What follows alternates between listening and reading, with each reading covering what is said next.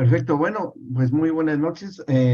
Si quieren consultar su manual, porque con lo que vimos la clase, la última sesiones, que vimos todo el proceso de la redención de la familia, que mencionamos que todas y cada una de las instituciones que habían sido, eh, pues, consideradas dentro de los pactos de anteriores, los antiguos pactos, porque decir Antiguo Testamento como que ya suena un poco medio raro, sino los pactos antiguos que, bueno, que finalmente son tan actuales porque fueron celebrados dentro de un ámbito de eternidad, porque fueron celebrados con un Dios eterno, ¿sí? Si hubiesen sido pactos celebrados con hombres, serían nada más acontecimientos históricos, como muchos que sí se hicieron entre naciones cuando firmaban un acuerdo de cesar la guerra, ¿no? O sea, no vamos a pelear, etcétera. De eso está llena la historia y que después lo rompían, o sea, volvían nuevamente a las guerras, a muchas cosas muy, muy fuertes que está llena toda la historia de la humanidad en general. En el Señor no. En el Señor fueron hechos, y varias veces lo dijimos, si ustedes tienen buena memoria, se acordará que en varios de ellos el Señor dijo claramente, y los reyes que celebraron estos pactos o personajes como Abraham, pacto perpetuo se está haciendo, ¿sí? Y lo está diciendo un Dios que es eterno. Entonces, para que sea perpetuo, ¿qué tuvo que hacer el Señor para que estos pactos fuesen verdaderamente eternos? Si los personajes involucrados con los pactos antiguos, pues se acabó su tiempo de vida. Se acabó su tiempo de vida. ¿Y qué pasó? Pero bueno, ya lo explicamos.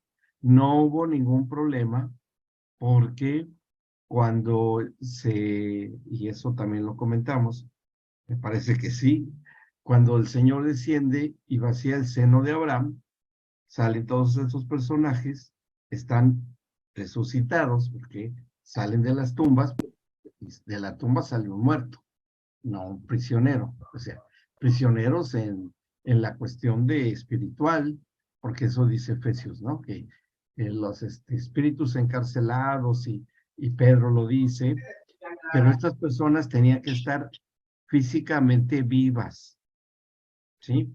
Tenían que estar físicamente vivas. Por eso es que el Señor los tiene que resucitar, ¿ok?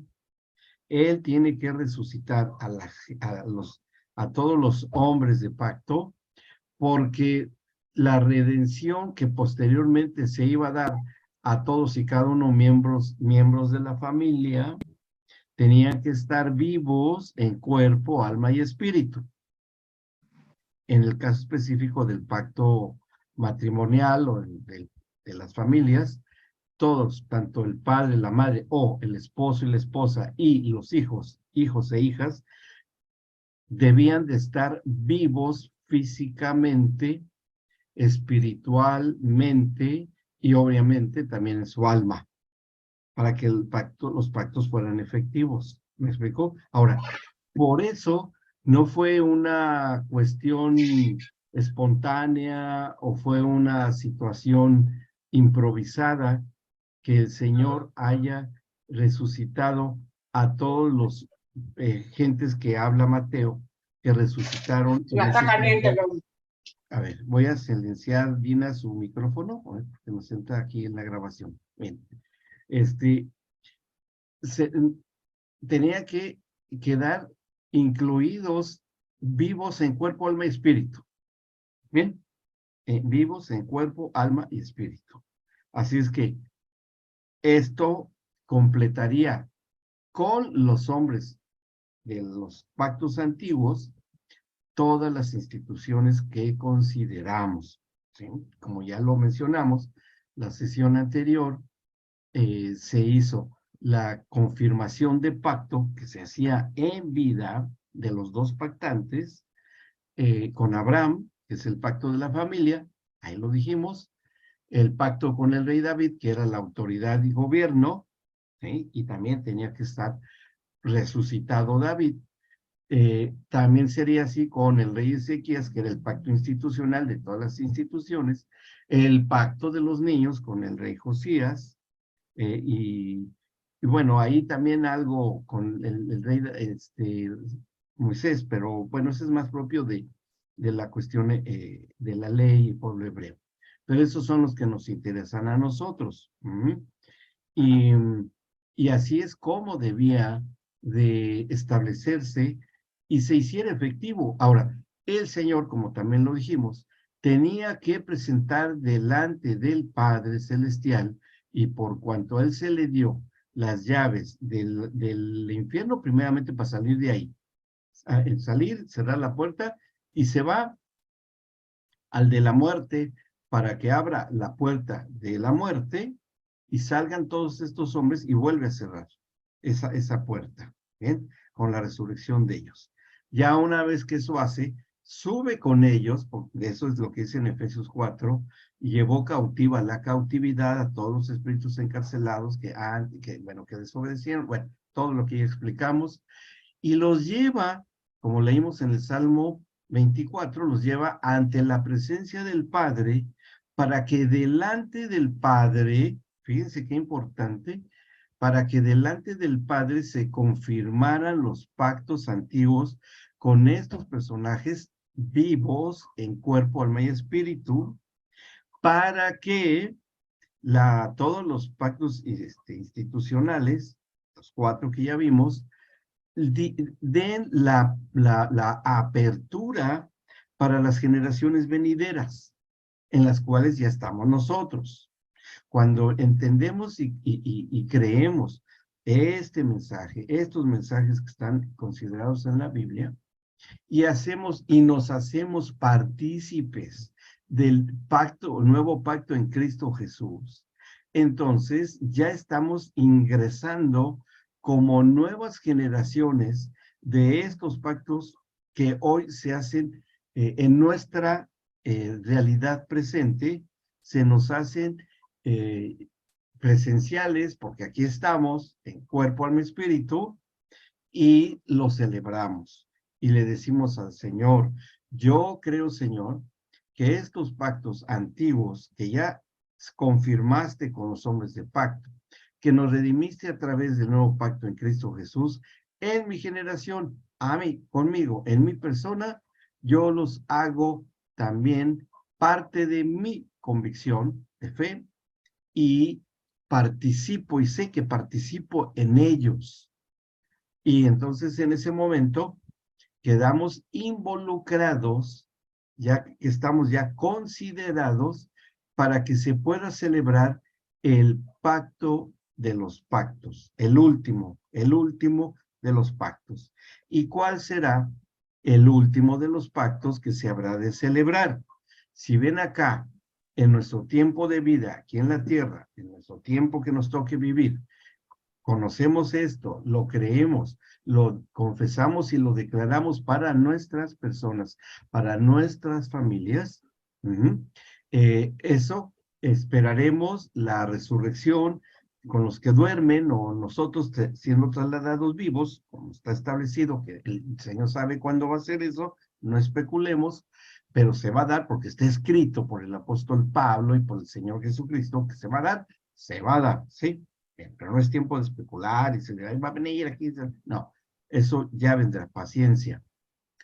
Cuando venga ese momento y toda la iglesia generacionalmente hablando esté completa, sin faltar uno solo de los creyentes, si hemos sido y entendido la parábola de las virges prudentes, que es estar llenos del Espíritu Santo, entonces iremos al el protocolo de la celebración del pacto de los pactos, ¿sí? ¿Cuál va a ser este protocolo ya para cerrar, ya para llegar al último cumplimiento de los pactos? Bueno, y pueden anotar ustedes en la segunda carta a los Corintios, capítulo 5, ¿sí? Versículo, vamos a leer desde el 1 vale la pena leer, darle lectura. Segunda de No, Corintios 5:1, sí, perdón. sí, sí. ¿Salmo cuánto dijo? 24, lo vimos en la clase anterior, sí, Ah, sí, sí, lo vimos ahí. perdón. Bueno, Segunda de Corintios, capítulo 5, desde el versículo 1. Esto se puede considerar desde varias perspectivas, como es cuando estudiamos la Biblia, según lo que estemos viendo, es como le damos el enfoque y tiene validez. ¿Okay?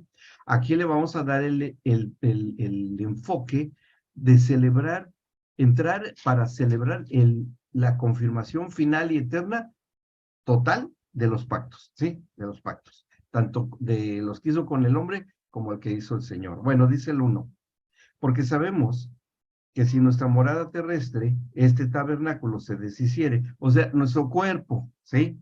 Porque está diciendo el apóstol Pablo, este cuerpo terrenal está bajo corrupción y se va a acabar, se va a desintegrar, se va a morir, se va a disolver, se va a hacer polvo, lo van a cremar, no sé cuál sea el final, finalmente va a desaparecer. Dice, y por esto también gemimos. ¿Y por qué es que nos lamentamos? ¿Por qué gemimos en el espíritu? ¿Sí? Bueno, deseando ser revestidos de aquella nuestra habitación celestial, pues así seremos hallados vestidos y no desnudos. Es decir, ¿de qué estaremos vestidos? ¿Se acuerdan?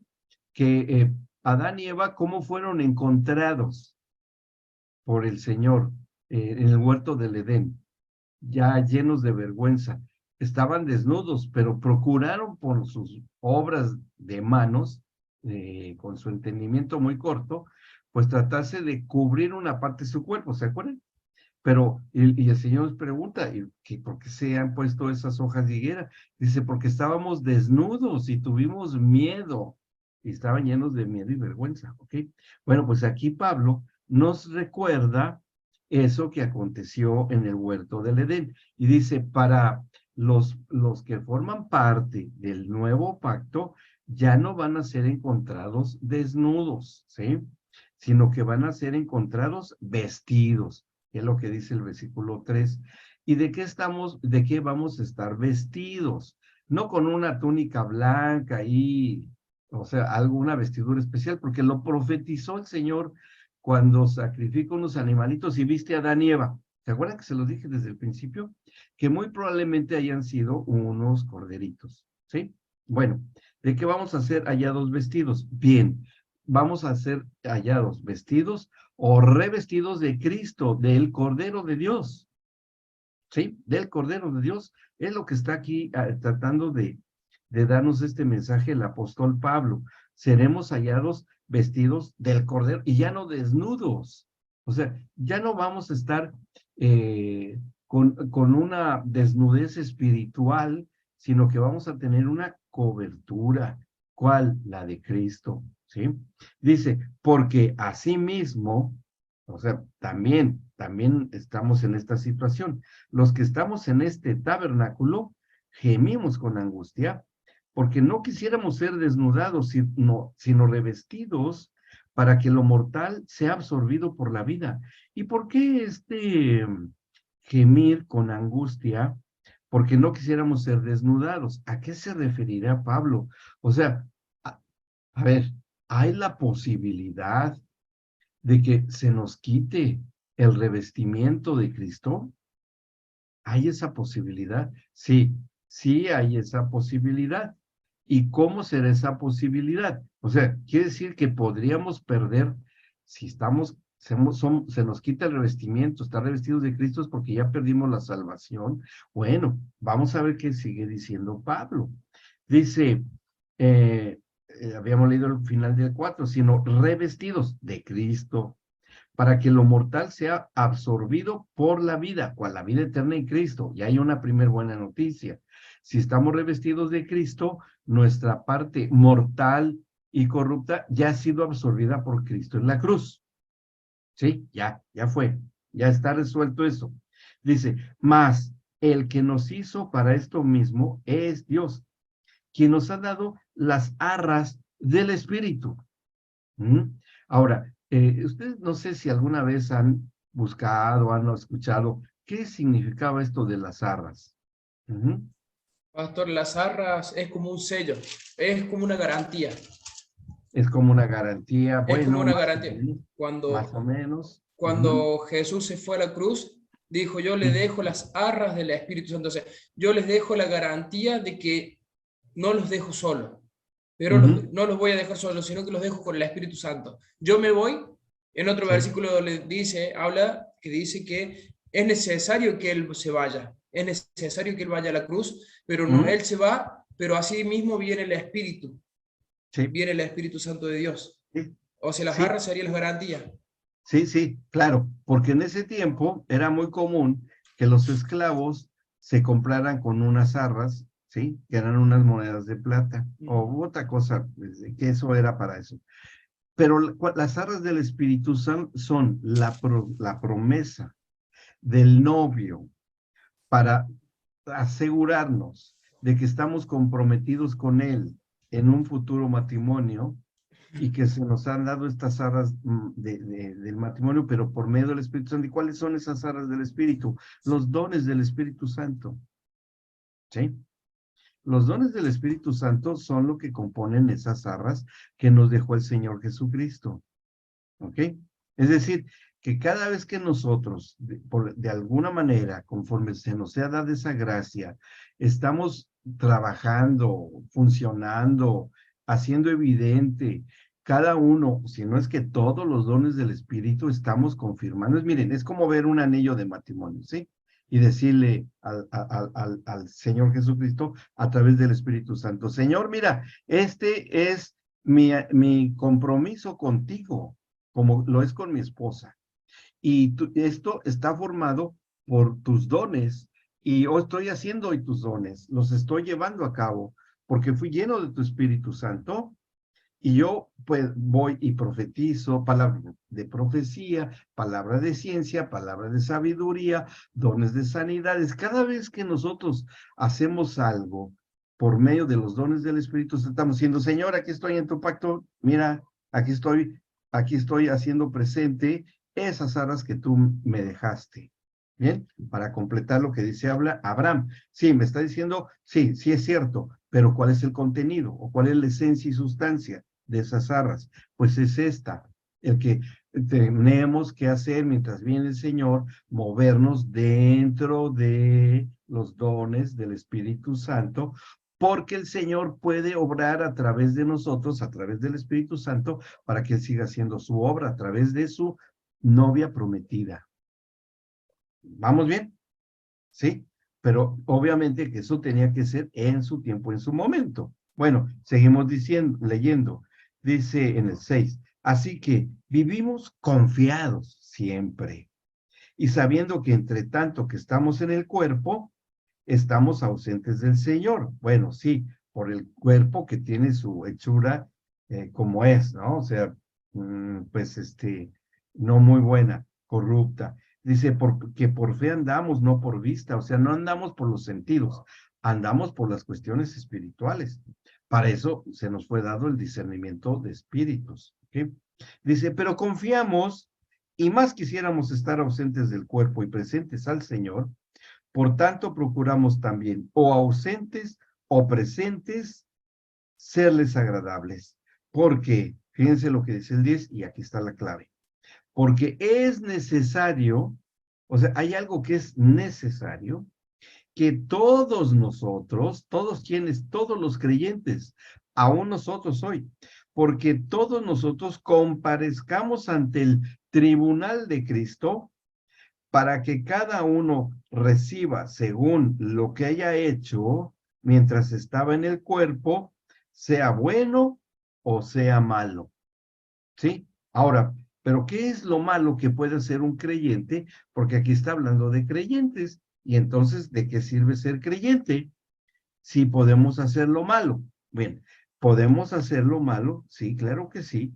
Podemos hacer lo malo cuando lo que hacemos nosotros no son la obra de Dios, sino que son obras que hacemos en nuestras propias fuerzas, ¿sí? En nuestras propias eh, entendimiento o no sé, o sea, religiosidad, filosofía humana aplicada al cristianismo, buenas obras de caridad, pero por interés pues de verse ahí visible y no por lo que el Señor nos ha dado, sino que lo hacemos para nosotros quedar bien, etcétera, etcétera. O sea, hay toda una serie de cosas que nosotros podemos creer que lo hacemos en el nombre del Señor y que no sean obras buenas, porque eso no nos envió el Señor a hacer, aunque lo hagamos en el nombre de Dios. ¿Sí me explico? Son obras buenas, pero son obras de nuestras propias manos. Y no tiene, ¿por qué? Porque dice también la Escritura que cuando venga el Espíritu Santo y Él va a hacer algo que a los que hayan edificado con hay dos categorías, los que hayan edificado con heno, hojas, hojarasca y madera, por un lado, y los que hayan edificado con oro, plata o piedras preciosas, y cuando venga el fuego consumidor de Dios va a probar esas obras edificadas por los creyentes, ¿sí? Cuando o le digo Gus, cuando vemos que son obras que hicimos con heno, hojarasca y madera, y venga el fuego consumidor de Dios, dice, ¡fum! Se va a acabar, se va a quemar todo eso, pero vamos a quedarnos sin nada que poderle presentar al Señor y decirle, Señor, esto yo lo hice en tu nombre. Bueno, sí, lo hiciste en tu nombre, pero no es lo que yo te mandé a hacer. No es lo que yo quería que tú hicieras. Lo hiciste en mi nombre, pero fue una cuestión que tú creías que era lo que yo quería, porque lo hiciste en mi nombre, pero nunca oíste mi voz, nunca seguiste mis indicaciones, nunca permitiste que el Espíritu, mi Santo Espíritu te guiara, te iluminara, te mostrara cuál era mi voluntad, y si bien lo hiciste en mi nombre, no tuvo validez, por eso quedó hecho cenizas, no hay nada. Dice, va ese pero aún así será salvo. O sea, no se pierde la salvación por eso.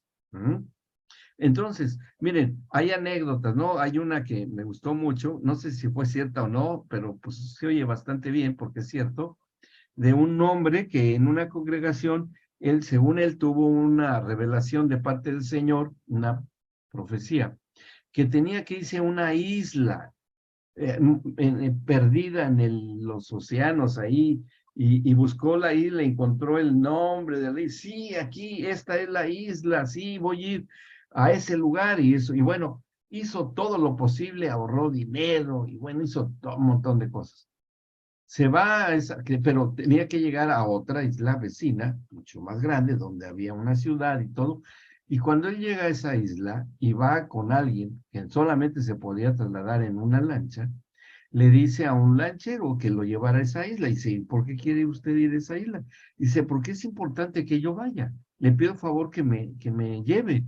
Dice, bueno, si usted quiere, ¿cuánto va a cobrar? Tanto. Dice, bueno, está bien, no hay problema. Ya este hombre iba dispuesto a predicar el evangelio, a levantar una obra. Hay tremenda la cosa, ¿no?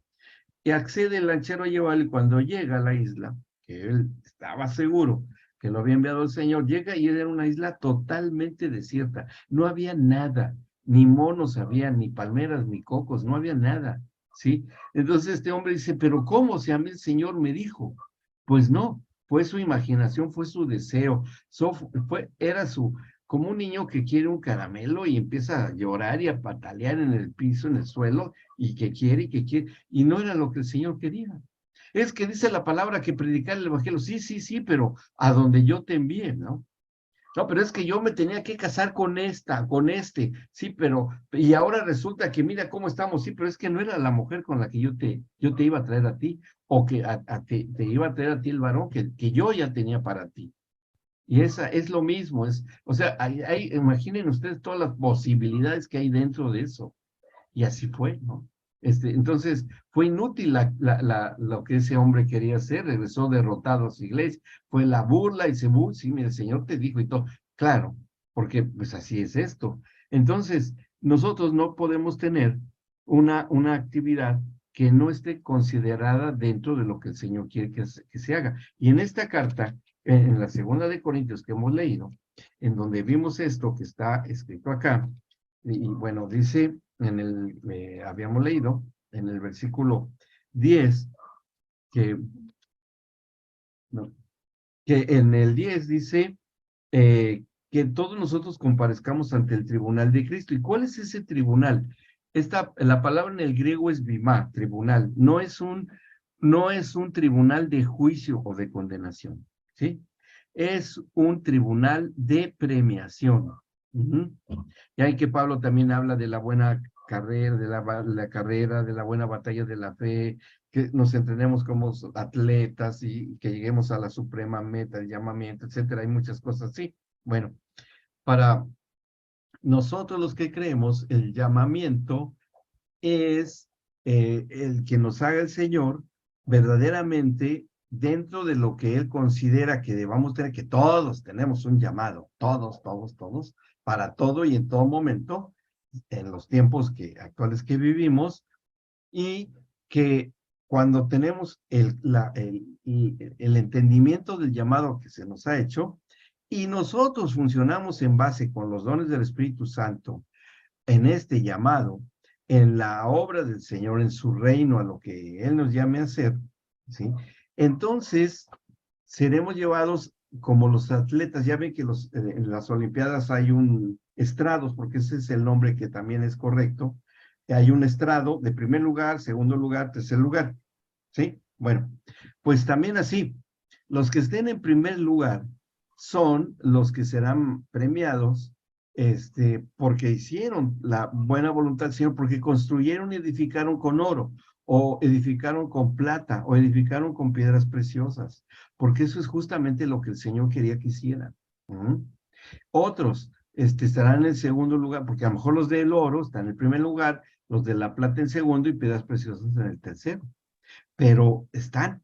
Y ahí es donde se repartirán las coronas, las 5 coronas que el Nuevo Testamento nos dice que se nos van a dar. Las coronas de vida, la corona de la gloria, la corona de la salvación. Y bueno, hay por la predicación del Evangelio, bueno, y se me escapa una, pero son esas coronas, que son las que se nos piden que tengamos que hacer. ¿Y esto qué tiene que ver con la familia? Dentro de la misma familia, esto se debe de hacer.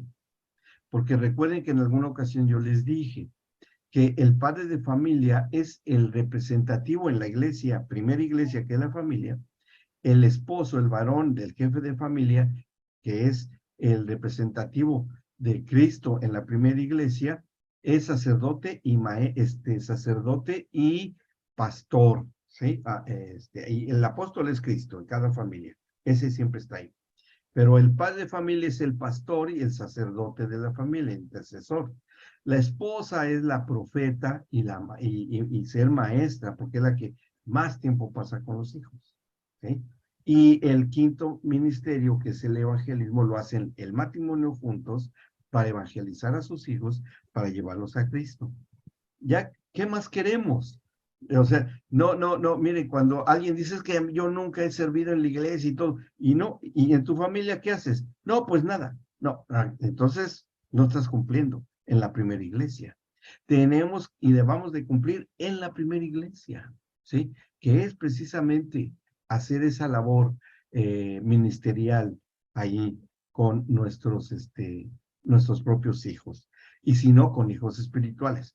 Ya si tenemos un llamado en la segunda iglesia, en donde el Señor nos llame a servir en algo, ya sea como diáconos, como en el presbiterio, o en un llamado de gubernamental, pues qué bueno, ¿no? Está bien, pero primeramente en la familia.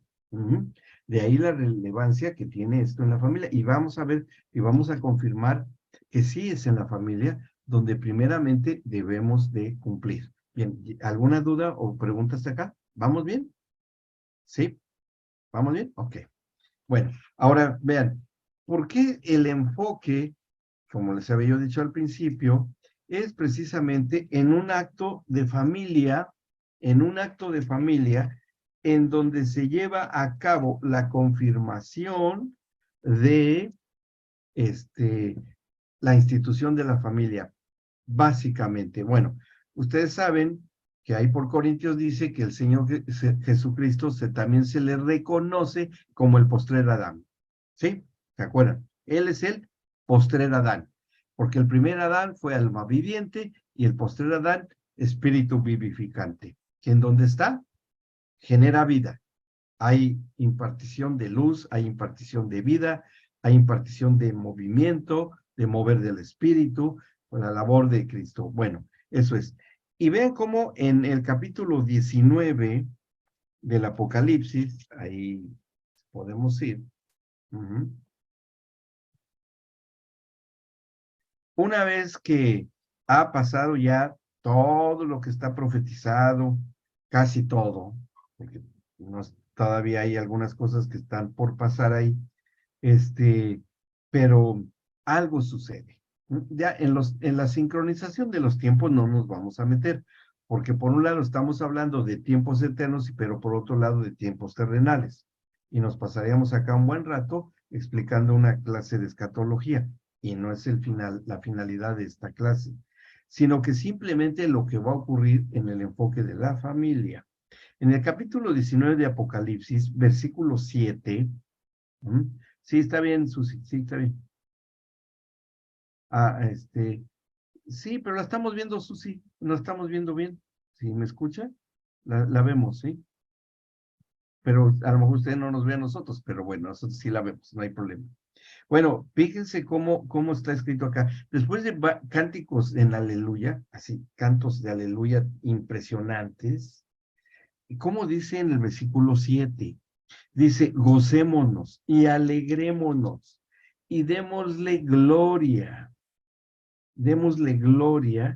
porque han llegado las bodas del Cordero y su esposa, ¿sí? Se ha preparado. O sea, una actividad previa para un matrimonio. Por eso uno de los módulos que enseñamos es la de prematrimonial, ¿no? O sea, la preparación que se debe dar para los novios, amistad, noviazgo y matrimonio. Por eso, porque también desde el enfoque que estamos considerando en ese momento, el matrimonio es una actividad profética de las bodas del Cordero. El noviazgo también. Y llevar un buen noviazgo es entender la profecía de la preparación de la esposa del Cordero, de la prometida. ¿Ok? Entonces aquí dice en el 7, han llegado, o sea, eso, algo que todavía no sucede, pero va a llegar. ¿Y qué es lo que mientras está sucediendo? La preparación de la esposa. Todavía no de la que ya es, la mujer en el sentido total y absolutamente espiritual de Cristo, sino que es una preparación de la novia. O sea, llena del aceite. Bueno, esas son una parte que después ya, eso tiene otra parte en los evangelios, cuando las vírgenes también se tienen que casar, ¿sí? Bueno, dice, y a ella, y habla en singular, no habla en plural, ¿sí? Habla en singular, y a ella se le ha concedido que se vista de lino fino y resplandeciente, ¿sí? Está en singular, pero después vean cómo habla en el final, porque el lino fino es las acciones justas de los santos. ¿Ok? ¿Y cuáles son las acciones justas de los santos? Bueno, las acciones justas de los santos son toda esta preparación previa de la futura esposa del Cordero a través de hacer su obra acá en la tierra con los dones del Espíritu Santo, edificando con oro, plata y piedras preciosas. ¿Sí? Y ahí todo ya se está consolidando.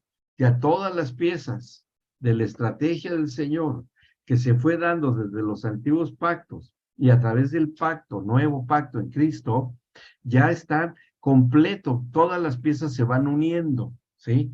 Ya están aquí, porque aquí para este tiempo, para este momento, ya está la iglesia presente, ya está allí. que es un solo cuerpo, que está constituido por todos y cada uno de los creyentes salvos en Cristo a lo largo de toda la historia de la humanidad, porque recuerden que les fue profetizado el Evangelio por Cristo mismo en el seno de Abraham, ¿ok? O sea que ya no va a haber nadie sin que se le haya dejado de predicar las buenas nuevas de salvación. Y el que haya creído el anuncio de las buenas nuevas estará allí. Y la manera, la forma de preparación del discipulado que actualmente tenemos para llegar a ese momento como la esposa del Cordero es vivir en nuestra vida de creyentes, en familia, como esposos, como esposas, como hijos, como hermanos, comprometidos con la obra. Si bien no despegamos los pies de la tierra, tenemos que trabajar y sí hay que, pues sí, porque todavía el cuerpo tiene que alimentarse, todavía estamos viviendo las consecuencias de la desobediencia. La tierra sigue produciendo cardos y espinos y sudamos, transpiramos con sangre, porque así está dicho. Y bueno, hay que sufrir. Vivir el evangelio es también sufrimiento. Pero lo aceptamos con gozo, con paz, con paciencia, dominio propio y templanza. Bien.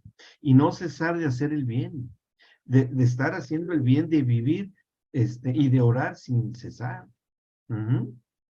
Y eso es lo que debamos de hacer. En el 9 y dice, cuando ya llegue ese momento, y el ángel me dijo, escribe, bienaventurados los que son llamados a la cena de las bodas del Cordero. Y este es el más grande de los llamados, ¿sí? El llamado al ministerio es una parte, como múltiples ministerios que hay, aparte de los ministerios en el cuerpo de Cristo, ministeriales, sean diáconos, sean servidores, todo eso, o los llamados en la familia, son importantes, muy importantes, ¿sí?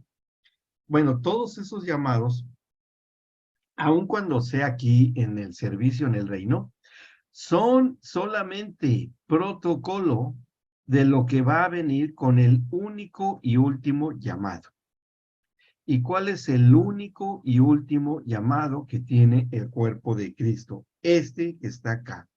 Y dice, bienaventurados los que son llamados a la cena de las bodas del Cordero.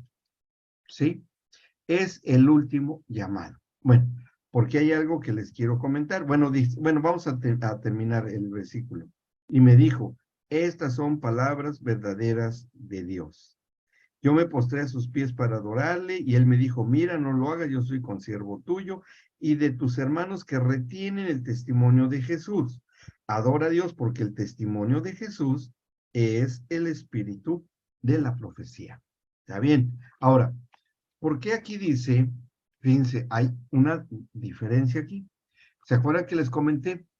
¿Qué va a pasar con aquellos que hayan construido con heno, hojarasca y madera? ¿Sí? Que va a ser quemada, eso por el fuego consumidor de Dios, pero serán salvos. ¿Y qué va a pasar con ellos? Bueno, aquí hay dos situaciones que en estos mismos versículos 9 encontramos. Dice, bienaventurados, van a ser dichosos, van a ser muy bendecidos, los que son llamados a la cena de las bodas del Cordero, ¿sí? Y bueno, ¿y cuáles son los que son llamados a la cena del Cordero? ¿Y cuáles son esos bienaventurados? Aquí hay un poco de discusión para tratar de entender esto. ¿Por qué? Porque está profetizado, y el que más hizo esta profecía fue el profeta Ezequiel, ¿sí? Cuando tiene la visión del templo, de lo que se va a construir, que va a llegar un momento en que se va a hacer, y bueno, de hecho, parece que ya se está haciendo, en el que el profeta tiene una visión, y en esta visión él ve la construcción del futuro templo. Del futuro templo que se va a construir, que se va a hacer, que se va a quedar y que está construyendo el Señor, no el que está construyendo allá una nación que está por allá lejos, ¿sí? Bueno, ustedes me entienden, sino la que verdaderamente está construyendo el Señor, que es la Nueva Jerusalén, ¿sí? Sí es donde está este templo, en la Nueva Jerusalén. En el capítulo 40 del libro del profeta Ezequiel, ¿sí? Que empieza desde ahí, desde el 40, empieza a describir, a describir esta construcción de este templo celestial. Después de que a partir del versículo 1, que no vamos a leer, pero viene la descripción de cómo es, hasta las medidas, de qué está hecho y todo lo que hay, y ya lo acaba de describir. Bueno, dice en el versículo 45, 40-45 de Ezequiel, y me dijo, esta cámara que mira hacia el sur es de los sacerdotes que hacen la guardia del templo. Y la cámara que mira hacia el norte es de los sacerdotes que hacen la guardia del altar. Estos son los hijos de Sadoc, los cuales son llamados de los hijos de Leví para ministrar a Jehová. Y bueno, ahí dice que habrá sacerdotes que estarán llamados a estar en este templo, ¿sí? Ahí van a estar. Y bueno, y sigue describiendo cómo se va a construir, sigue hablando de medidas, sigue hablando de muchas cosas que van a estar ahí. Y siguiendo la descripción de todo lo que se está haciendo y que ya está totalmente descrito todo en el capítulo 42, a partir del versículo, déjenme ver, 13, 42:13, dice, y me dijo, las cámaras del norte y las del sur, de las que habían hablado que va a haber sacerdotes, ¿sí? ¿Se acuerdan? Les dije, va a haber sacerdotes, ahí, ¿ok? Había una puerta al comienzo del corredor, ¿sí? Que había enfrente del muro del lado oriental para quien entraba en las cámaras. Y me dijo, las cámaras del norte, las cámaras del norte, sí, a ver, se me fue la hoja porque tengo un ventilador puesto acá. Dice, ¿cuáles habíamos dicho? Así aquí está.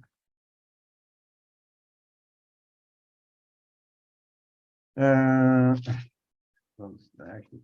Espérenme, porque se me fue la hoja por el ventilador. Tengo que buscarlo otra vez. ¿Cuáles había dicho? A ver. 42:13, Doc. Sí, a ver, espera. Ay, pero no lo quiero mover porque si no me va a dar mucho calor. Bueno, aquí está, lo voy a sujetar bien. 42:13 dice, me dijo, las cámaras del norte y las del sur, que están delante del espacio abierto, son cámaras santas, en las cuales los sacerdotes que se acercan a Jehová comerán las santas ofrendas. Ahí pondrán las ofrendas santas, la ofrenda de la expiación y el sacrificio por el pecado, porque el lugar es santo. Cuando los sacerdotes entren, no saldrán del lugar santo al atrio exterior, sino que allí dejarán sus vestiduras con que ministran, porque son santas, y se vestirán otros vestidos, y así se acercarán a lo que es del pueblo. Y luego que acabó las medidas de la casa, adentro me sacó por el camino a las puertas que me daba hacia el oriente, y lo midió otra vez todo alrededor. Y bueno, y después habla de ciertas leyes que va a haber en este templo futuro. Y esto es algo así, a ver, pero entonces, ¿que esto no se dio cuando el templo de Jerusalén con el rey Herodes? No, esto se va a dar, esto se va a dar. Dice ahí, hablando en el 43, que está hablando de que la gloria del Señor llena el templo, que esto es lo que está hablando de lo que va a ocurrir en un tiempo futuro. Dice en el 10, perdón, 43:10, tu hijo de hombre, muestra a la casa de Israel esta casa, y avergüéncense de sus pecados y midan el diseño de ella. Y si se avergonzaren de todo lo que han hecho, hazles entender el diseño de la casa, su disposición, sus salidas, sus entradas, y todas sus formas y todas sus descripciones. y todas sus configuraciones y todas sus leyes, y descríbelo delante de sus ojos para que guarden toda su forma y todas sus reglas y las pongan por obra, ¿sí? Entonces, ¿qué quiere decir esto? Que va a haber sacerdocio, va a haber templo, va a haber ofrendas, va a haber todo esto en un tiempo futuro que se habrá de dar en el templo, en la Nueva Jerusalén, que va a estar sobre la tierra, y que ahí va a haber todas estas actividades. Y hay otra parte que dice, pero bueno, ya no tomar tiempo, que habrá gente que estará cuidando las puertas, que serán los cuidadores de las puertas. Y estos cuidadores de las puertas que estarán encargados de abrir y cerrar los accesos al templo, serán gente que no entra en la cuestión de las bodas del Cordero, ¿sí? Pero que están allí en la presencia del Señor. Porque esto de las ofrendas, de abrir y cerrar puertas, atender las mesas, van a atender la mesa del Señor, en donde estará el Cordero de Dios, Cristo, y su esposa, en banquete permanente. Y habrá quienes lleguen y quienes les sirvan. ¿Quiénes son esos que van a servir? ¿Quiénes son estos sacerdotes? ¿Quiénes son? Bueno, ¿serán las vírgenes imprudentes? ¿Serán los que edificaron con heno, hojarasca y madera? Es muy probable que sí. Es muy probable que si bien son salvos, porque están delante de la presencia del Señor, van a creer en el Mesías, están ahí con el Mesías prometido, ¿sí? Y cuando vean al que traspasaron llorarán, y que después finalmente los judíos que han creído en el mensaje del Evangelio, del Mesías prometido, ellos ya no tienen ningún problema, porque están igual que nosotros, como Pablo lo dice, ya no hay judío, ya no hay griego, ya no hay esclavo, ya no hay barro, ya no hay cita, ¿sí? Etcétera, etcétera. Ya somos parte, el que cree en este mensaje. Pero los que van a creer después de que ya no esté la iglesia y que hagan obras de esta naturaleza, serán los que estén allí. Sí, Abraham. Pastor, ¿cómo sabemos que estamos edificando con madera, heno, hojarasca o con oro, plata o piedras preciosas? ¿Cómo sabemos Bueno, eso? claro, porque la clave está en que tengas tú tu comunión con el Espíritu Santo, el Espíritu Santo te lo va a confirmar, te lo va a ir diciendo. Esto yo es lo que quiero que hagas. Por eso es que tenemos que afinar nuestro oído a la voz del Espíritu Santo, y escucharle, oírle, obedecerle y hacer lo que Él nos envía a hacer. ¿Ok? Perfecto. Bien. Ahora, eso cada quien, depende de cada quien. Ya conforme a la fe, a la medida de fe, conforme al compromiso, la consagración, que sin dejar de hacer esto, o sea, lo que nos toque hacer aquí en la tierra, dejemos de hacer aquello, lo que nos toque hacer para lo que es de vida eterna. Y, y si ven, como lo dijimos ahí, leímos en Apocalipsis, que el final, el pacto final de las bodas es un pacto de matrimonio. Es un pacto de un matrimonio, de formar toda la familia de la fe se va a volver a reunir y todas las generaciones estaremos reunidos nuevamente. ¿Ok? Pero el tiempo de ensayo, el tiempo de amores, el tiempo de ir entendiendo que somos la esposa prometida es hoy. Es hoy. Por eso cantamos y adoramos al Señor como la esposa prometida en compromiso. Por eso tenemos las arras de que Él va a volver y le cantamos y decimos, ven Señor Jesús, ven. Y hay una corona de vida, que es la que se me olvidó decir, que es aquel que anhela la venida del Señor. También hay una corona de vida para ese anhelo ferviente de que venga el Señor. Entonces, todo esto forma parte. Ahora, la familia y la dinámica de la familia, cuando nosotros nos sabemos que hemos sido redimidos, no solamente en lo personal, yo como varón, mi esposa como mujer, cada uno de mis hijos, porque les predicamos el Evangelio, recibieron a Cristo, hemos nacido de arriba, del cielo, hemos nacido de nuevo, y hemos recibido las arras del Espíritu, llenos del Espíritu, hemos tenido dones, estamos desenvolviéndonos en los dones, ya sea en nuestra actividad de trabajo, en nuestra actividad del diario, Y llevamos nuestra vida congregacional, no dejando de congregarnos como algunos tienen por costumbre, de todo lo que dice el contexto de nuestra conducta en Cristo, ¿sí?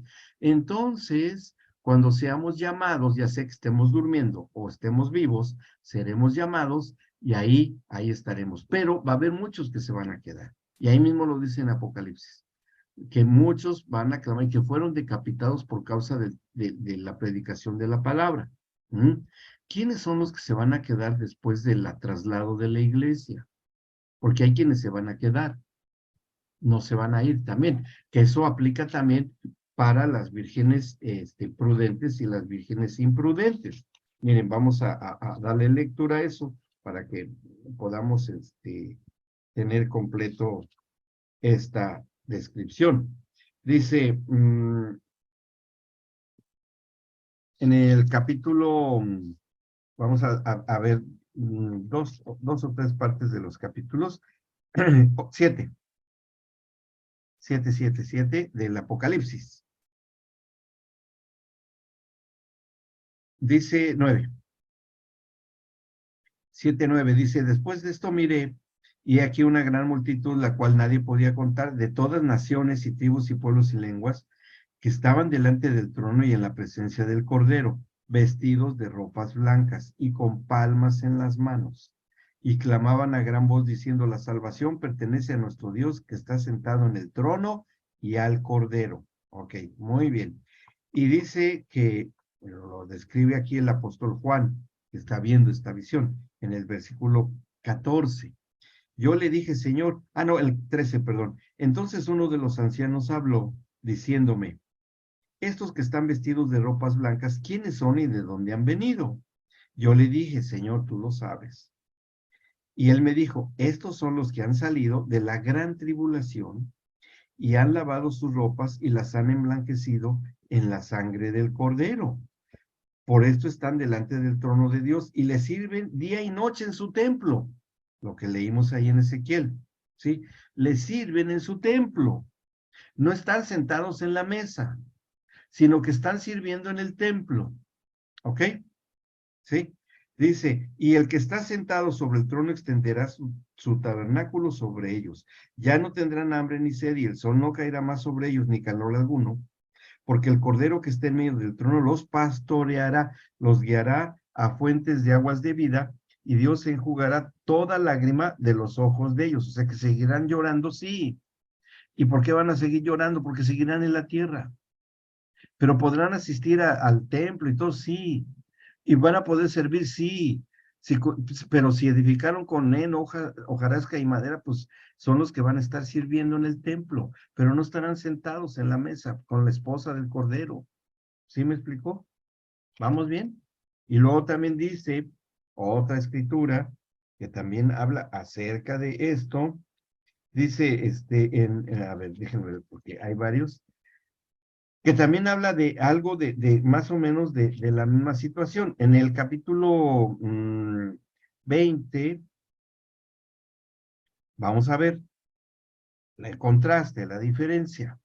Dice en el 4, y vi tronos y se sentaron sobre ellos los que recibieron la facultad de juzgar, que es la esposa del Cordero, la iglesia, el cuerpo de Cristo, que va a ser parte del jurado para el juicio del trono blanco, de todos los que van a ser sacados del infierno, ¿sí? O sea, el Señor Jesús va a abrir la puerta del infierno y van a salir todos los que están en el infierno, todos, desde el primero hasta el último. Quién sabe quiénes sean, pero van a estar todos. Dice, y se sentaron sobre ellos los que recibieron facultad de juzgar, y vi las almas de los decapitados por causa del testimonio de Jesús y por la palabra de Dios, los que no habían adorado a la bestia ni a su imagen, y que no recibieron la marca en sus frentes ni en sus manos, y vivieron y reinaron con Cristo 1000 años.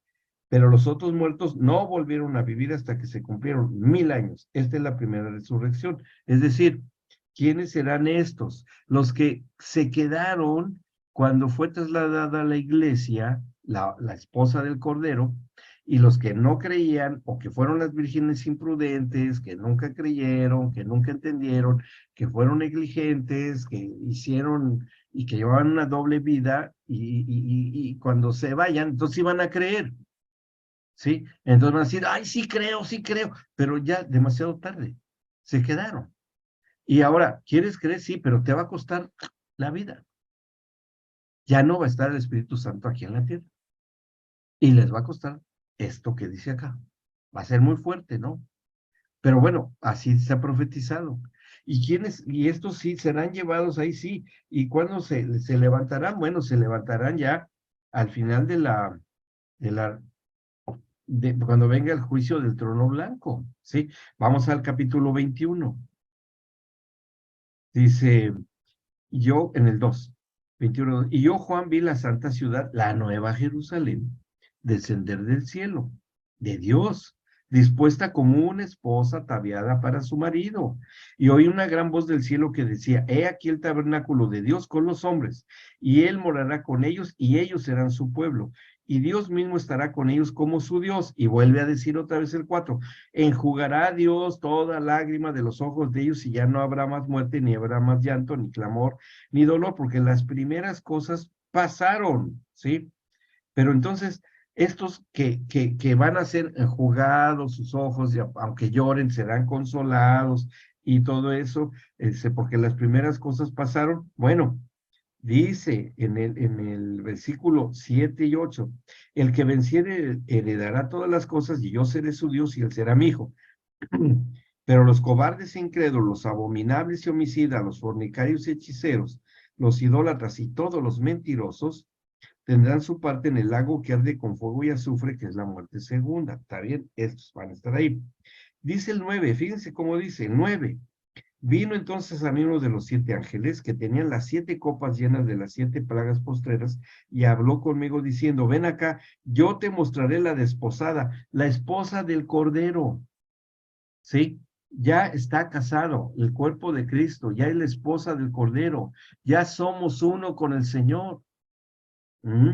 Y ser uno con el Señor, estando compartiendo la mesa, no haya ni tan siquiera que llorar, ni estar en la tierra, ni nada. No, en la tierra va a estar el pueblo de Israel, gobernando toda la tierra, todas las naciones, y todos aquellos que les va a ser impartida la justicia, pero que hayan muerto por causa del evangelio, y los que no hayan creído en la doctrina del traslado de la iglesia, en parte, hay muchas cosas hoy día que se hablan, pero de que va a estar ahí la esposa con el Señor Jesucristo, va a estar, indudablemente que va a estar. Y dice el 10, y me llevó en el espíritu un monte grande y alto, y me mostró la gran ciudad santa de Jerusalén, que descendía del cielo de Dios, y ahí describe esa, finalmente, la nueva Jerusalén, que va a descender del cielo,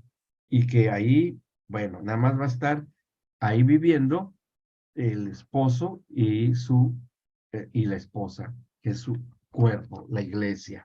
Ahí va a ser para eso.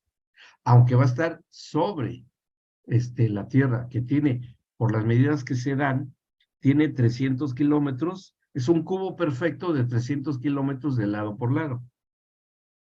O sea, sobrepasa la atmósfera terrestre con mucho, ¿no? Inclusive, dicen, astrónomos dicen, yo no digo, a lo mejor es una fake, no sé, puede ser, que ya sacaron una fotografía, el satélite que anda ahí volando, de una forma cúbica perfecta que está a una cierta distancia de acá y que viene hacia acá. No sé si sea cierto, si sí o si no, pero hay una fotografía de un cubo perfecto que está en el espacio muy lejano, no mucho, para distancias espaciales no es mucho, que se está acercando a la Tierra. Y puede ser la Nueva Jerusalén, puede ser, no sé yo. Bueno, si eso no es, no nos afecta para nada, ¿ok? Entonces, todo esto es hoy, en la familia de hoy. Honra a los padres y eso, y es bueno y necesario y yo se los dejo de lectura, como ya les dije, hoy finalizamos este módulo, pero yo les dejo que lean desde este enfoque también, como hemos leído estos versículos del día de hoy, en la carta a los Efesios, ¿sí?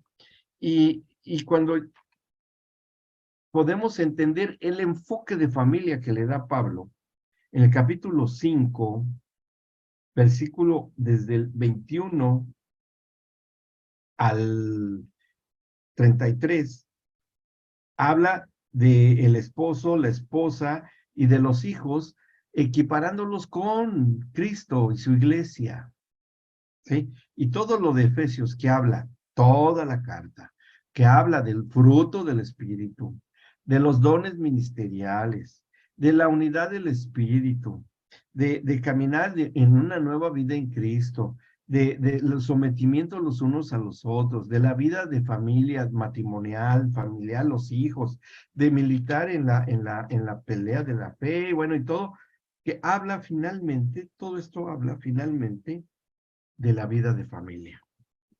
Que el cumplimiento y el propósito y la esencia de la carta a los Efesios es la familia en Cristo y en nuestro propio ámbito familiar.